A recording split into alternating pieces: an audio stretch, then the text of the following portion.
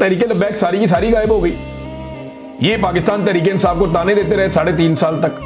मैं को ताना नहीं दे रहा, लेकिन मैं ये बता रहा हूं कि देखें अल्लाह रब्बुल इज्जत का निजाम कि तहरीक इंसाफ को शाबाश यहां मिलनी चाहिए कि 3.5 साल से ज्यादा हो गए, उन्होंने बहुत मार खाई, बहुत मार खाई। 3.25 साल होने वाले हैं, तबाही फेर दी उनकी उन्होंने। लेकिन आज भी तहरीक इंसाफ रेजिस्ट कर रही है, मुकाबला कर रही है, मुजामत कर रही है। जबकि तहरीक लब्बैक को 1 हफ्ता हुआ भी सिर्फ इस लड़ाई में उतरे हुए।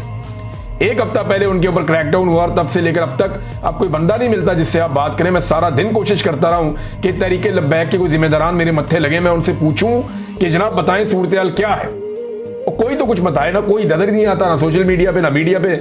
जिनके नंबर थे वो भी सारे गायब हैं। जिन लोगों से रब्ता करो वो कहते हैं जी कोई राब्ते में नहीं। साफियों से कहा, उन्होंने कहा जी सभी गायब हैं, सारे के सारे अंडरग्राउंड हो गए। तो तहरीक इंसाफ ने अपनी पसली साबित की है वक्त के साथ साथ, जिनको हमेशा ताने दिए जाते थे।